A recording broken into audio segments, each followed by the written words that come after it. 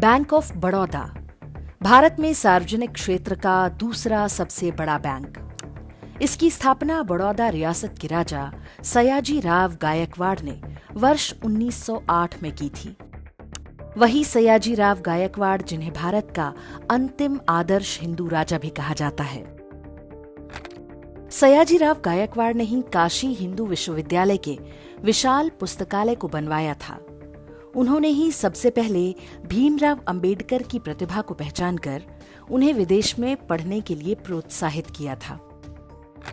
सयाजीराव गायकवाड़ जैसे महान व्यक्तित्व द्वारा स्थापित बैंक ऑफ बड़ौदा आज जो कुछ कर रहा है उससे निश्चित ही उस महान आत्मा को कष्ट पहुंचता होगा। बैंक ऑफ बड़ौदा का काम बैंकिंग और उससे जुड़ी सेवाएं देना है, लेकिन ऐसा लगता है कि इस बैंक के प्रबंधन को भी सेकुलरिज्म का चस्का लग गया है। इसके लिए बैंक की ओर से हिंदी की आड़ में उर्दू को बढ़ावा दिया जा रहा है। बैंक ऑफ बड़ौदा ने राष्ट्रभाषा सम्मान के नाम से एक पुरस्कार बांटा। भारत में कोई राष्ट्रभाषा घोषित नहीं है।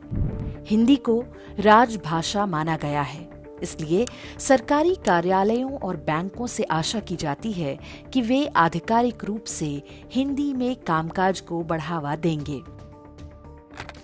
लेकिन बैंक ऑफ बड़ौदा ने अपना तथाकथित राष्ट्रभाषा सम्मान उर्दू उपन्यास अल्लाह मियां का कारखाना को दे दिया। इसके लेखक मोहसिन खान को 21 लाख और अनुवादक सईद अहमद को 15 लाख रुपए दिए गए।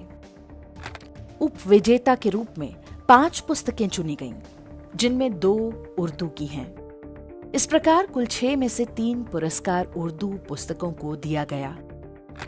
एक पुरस्कार ओडिया, बांग्ला और मराठी पुस्तक को भी दिया गया, संभवतः इसलिए कि सारे पुरस्कार उर्दू को देने का आरोप न लगे। उपविजेता लेखकों को भी 3 लाख और अनुवादकों को 2-2 लाख बांटे गए। बैंक ऑफ बड़ौदा प्रबंधन ने पुरस्कार के लिए जिन 5 लेखकों को जूरी बनाया, इन सभी की पहचान वामपंथ समर्थक के रूप में होती है। दिल्ली में हुए पुरस्कार समारोह में सूफी संगीत का कार्यक्रम हुआ। पुरस्कार की आड़ में उर्दू थोपने का ये विषय जब इंडेक्स पर हमने प्रमुखता से उठाया तो बैंक ऑफ बड़ौदा की ओर से ट्विटर पर एक सफाई दी गई। इसमें कहा गया कि बैंक ऑफ बड़ौदा राष्ट्रभाषा सम्मान संविधान की 8वीं अनुसूची में शामिल भाषाओं के उपन्यासों के हिंदी अनुवाद के लिए प्रदान किया जाता है। इसकी शुरुआत की घोषणा 20 जनवरी 2023 को जयपुर लिटरेचर फेस्टिवल में की गई। सम्मान के लिए पात्रता हेतु आवश्यक है कि संबंधित कृति का हिंदी अनुवाद प्रकाशित होना चाहिए। इससे भारतीय भाषाओं के उपन्यासों के हिंदी में अनुवाद को बढ़ावा मिलेगा। बैंक का ये स्पष्टीकरण कई गंभीर प्रश्न पैदा करता है।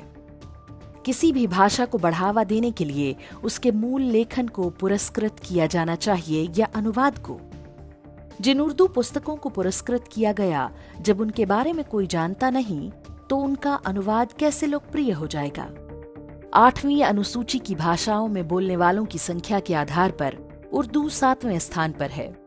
उससे कई गुना अधिक लोग मराठी, तेलुगु, तमिल और गुजराती जैसी भाषाएं बोलते हैं, लेकिन उर्दू से ही ये विशेष प्रेम क्यों? पुरस्कार के नाम पर 21 और 15 लाख जैसी बड़ी राशि किस कोष से दी गई? राजभाषा के नाम पर भारत सरकार जो पुरस्कार देती है उसमें भी अधिकतम राशि 2 लाख रुपए है। सार्वजनिक क्षेत्र का एक बैंक जयपुर लिटरेचर फेस्टिवल जैसे वामपंथी प्रभुत्व वाले कार्यक्रम में पुरस्कार की घोषणा क्यों करता है? क्या बैंक के प्रबंधन का वामपंथी विचारधारा से क्या कोई विशेष प्रेम है? मजहबी तुष्टीकरण के मामले में बैंक ऑफ बड़ौदा की गतिविधियां बहुत पहले से संदिग्ध हैं। भारत में उर्दू को बढ़ावा देने के नाम पर रेख्ता नाम से एक कार्यक्रम हर वर्ष होता है। बैंक ऑफ बड़ौदा इसके सबसे बड़े प्रायोजकों में से एक है। उर्दू के प्रति बैंक ऑफ बड़ौदा का ये विशेष प्रेम सामान्य नहीं है। देश में हिंदी का विरोध होता है, जबकि ये 57% से अधिक लोगों द्वारा बोली समझी जाती है। हर भारतीय भाषा को लगता है कि उन पर हिंदी को थोपा जा रहा है, जबकि वास्तव में उर्दू थोपी जा रही है। देश की राजधानी दिल्ली से लेकर तमाम रेलवे स्टेशनों के बोर्ड पर उर्दू में भी नाम लिखे जाते हैं, जबकि बांग्ला, मराठी, तेलुगु, तमिल, गुजराती बोलने वालों की संख्या इससे कहीं अधिक है। कन्नड़ बोलने वालों की संख्या भी लगभग उर्दू के बराबर है, लेकिन इसे केवल कर्नाटक तक समेट कर रख दिया गया। कांग्रेस के समय में ढेरों राज्य सरकारों ने मुस्लिम तुष्टीकरण की नीति के अंतर्गत उर्दू को दूसरी राजभाषा की मान्यता दे रखी है।